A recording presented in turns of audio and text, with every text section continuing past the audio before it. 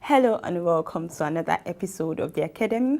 On today's episode, we're going to be looking at a very interesting story, the story of one of Nigeria's foremost fast food company, Tantalizer's PLC. Do enjoy. I was working, my wife was not working. She just gave birth to our son. So she'll be at home all day. We were both working together. I mean, how we met is another story. We were both working in Liver Brothers, that's where we met. You know, she was asked to go and work there, and then started making eyes at the fine boy, so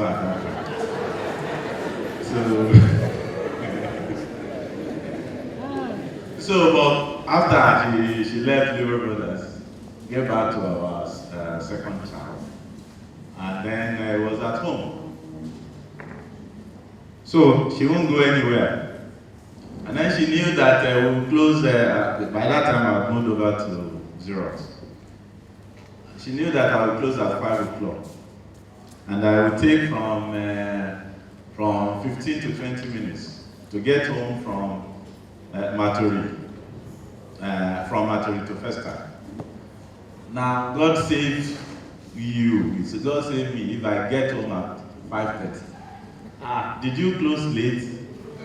Was there traffic on the way? Was there a problem with the car?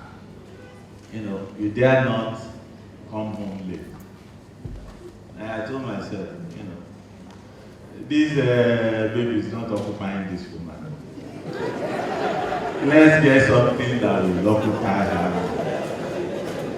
Ladies and gentlemen, that's how Tantalizers was born. It was the need to get her off my back.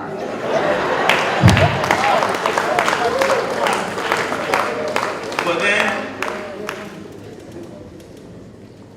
we also felt that we needed to control our destiny. We had been working for people, she had been working for people, I had been working for people. We were not growing any younger. So we need to control our destiny. But because we were concerned about what we should do, what should we go into? So we did not just say that let's just go into anything. We explored the environment. What is available in the environment? We thought of doing printing. Printing would not work. We thought of doing water. That was pure water I was coming. Then we said everybody and their dog was doing pure water. So we shouldn't get into that. Then Mr. Biggs had come to Festa at that time.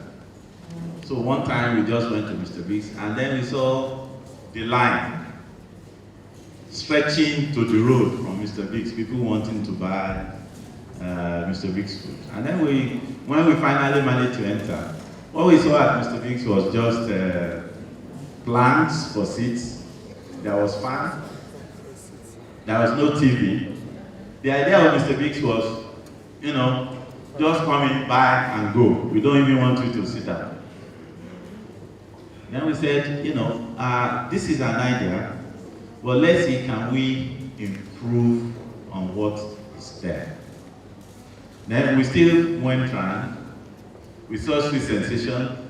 Sweet Sensation was not, at that time, at Telupeju was not much different from Mr. Biggs. But one lady that I still respect in the fast food space is the Tasty Woman.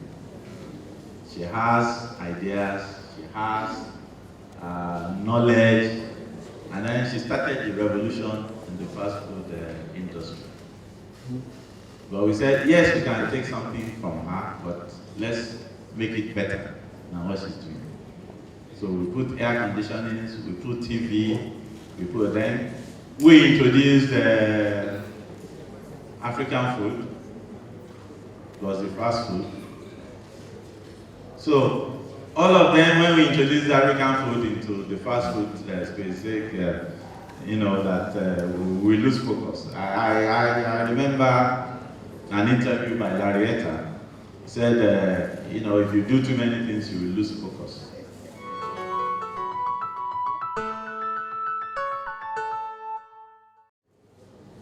Well, in marketing, there's something called myopia.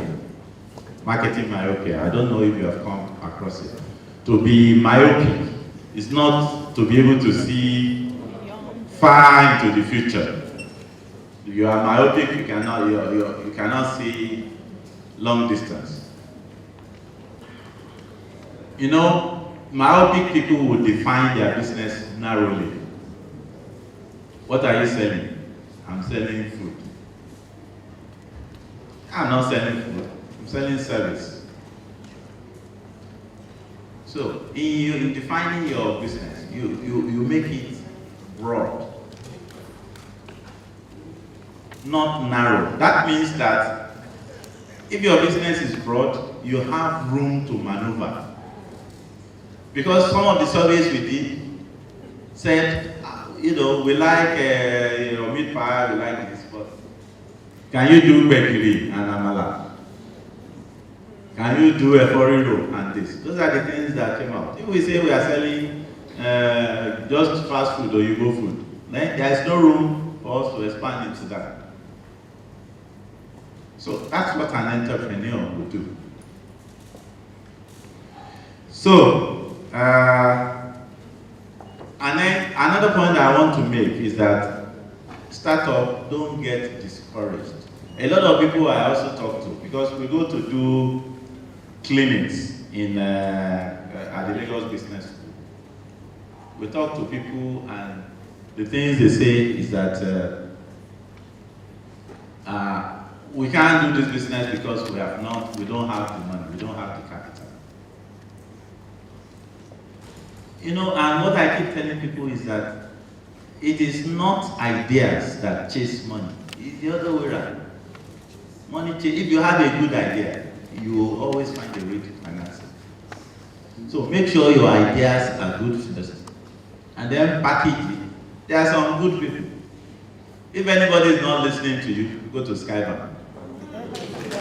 will listen to you, and then I didn't talk about the 2.5 million.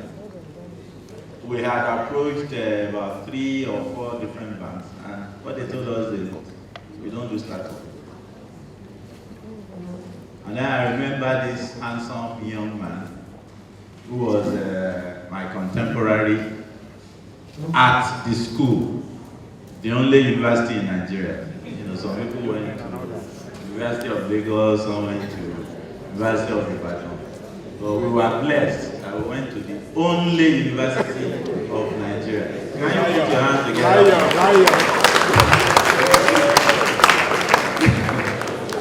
So, I remember him. We were not even friendly in school, but I know him because he was very brilliant. He was very, what's the word now? He was very vociferous. He has opinion, everybody would know it. And then I understand he was a deputy managing director at Chartered Bank at that time. Our journey has been long. Go from Chartered to Prudent, now to Skye Bank. And now we are going to Mega Skye Bank. Can you clap for us? So I then sent the thing to him that, I called him, Shola, this is my problem. I'm not getting money for this. Then he looked at it, he said, well, Polu, I don't know about this, but I know you. So I'm going to give you the 2.5 million. But you have to promise me you pay back in 6 months. We paid back in 4.5 months. And then he said we should go and ask for another one. I think we then asked for 10 million. But then also in our experience, in the startup experience, because there are things you don't know, ask for help. We were lucky. Dr. Oni is now at Chartered, Standard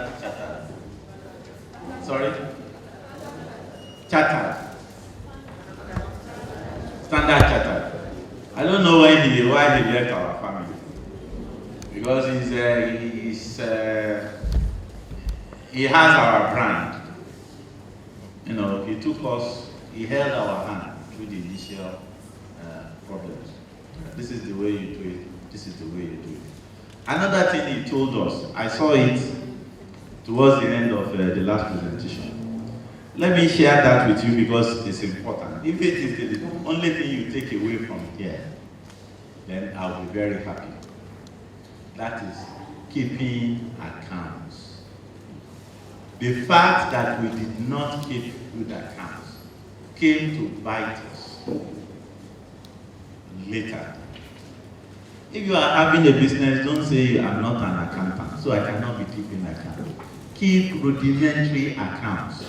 Get an exercise book. This is an exercise book. In the front, write the date and the revenue that is coming in. Then go to the back. Same exercise book. I'm not saying use 2 exercise books, then you say you don't have money to buy exercise books. Use the same exercise book at the back, expenses. Put the date, expenses. I went to the bank, I spent this on taxi, I went to this, and then maybe at the end of the month, go and get a bookkeeper. You don't even have to get an accountant. A bookkeeper to do a rudimentary trial balance for you. Then you will have rudimentary accounts, P&L, cash flow. Those are the things, if you're going to the bank, those are the things they will ask for. But if you are not keeping records, you know, I will tell you another thing that happened. No, before I do that, let me also say that your money is not the same as the business money. You cannot mix your money with your business, with the business money. All revenue, don't spend from the till. All the revenue you get, take it to the bank, take it to Skye Bank. Then have another account that is called Impress account. So if it is 500 naira, put it in that Impress account. That is where you'll be taking money that you'll be spending. Reason is that your revenue is not equal to your profit. There is revenue, there is cost of sales, there is administrative expenses in your simple profit and loss account. So you can't say because I have made this much money, I don't get money. You go and marry another one. Or buy incomplete messages. You know what my brothers in this call incomplete messages? That's the one with it doesn't have a cover. Patience and the drive for excellence is key to a sustainable business. Well, that brings us to the end of the Academy for this week. I hope it has been a very interesting one for you. So next on the Academy, don't forget to join us on our social media platforms, Facebook and Twitter. Till then, bye for now.